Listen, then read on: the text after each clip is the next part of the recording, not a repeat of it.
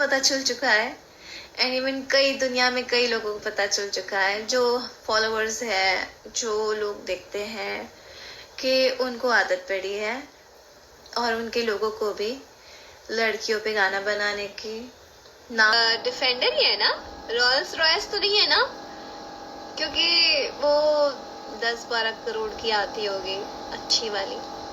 And वो होती तो मैं समझ सकती कि यार चलो यार औकात के बाहर है, बट डिफेंडर सीरियसली कल जाके मैं खरीद सकती हूँ। काजल अगवानी एक सॉन्ग को लेकर इन दोनों काफी ज्यादा चर्चा में चल रही है, जिस सॉन्ग का बोला लइका ना चाहिए डिफेंडर वाला। भोजपुरी इंडस्ट्री में काफी लोगों का कहना है कि खेसारी लाल यादव जी के पास ही डिफेंडर है, तो उनके तरफ इशारा करके सॉन्ग लाया गया है।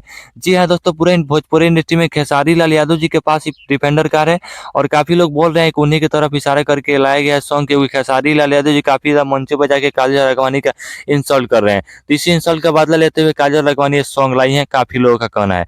काजल अगवानी अपने इंस्टाग्राम में कुछ सवाल मेंशन कर दी, सवाल का नाम था सॉन्ग कैसा लगा। काफी लोग का कमेंट आया था, काफी लोग इसका रिप्लाई दिए थे। इसी पर खेसारी लाल यादव जी के कट्टर फैंस का रिप्लाई आया है कि तुम्हारे औकात से बाहर है। उसी पर काजल अगवानी करारा जवाब देते हुए बोलती हैं कि ये डिफेंडर ही है ना, कोई रोल्स रॉयल तो नहीं है जो 10-12 करोड़ की आती है, डिफेंडर में आज ही ले सकती हूँ।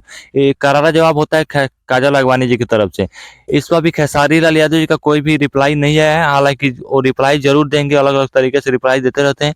और ऐसे ही मजेदार खबरों के लिए आप हमारे चैनल को सब्सक्राइब कीजिए, कमेंट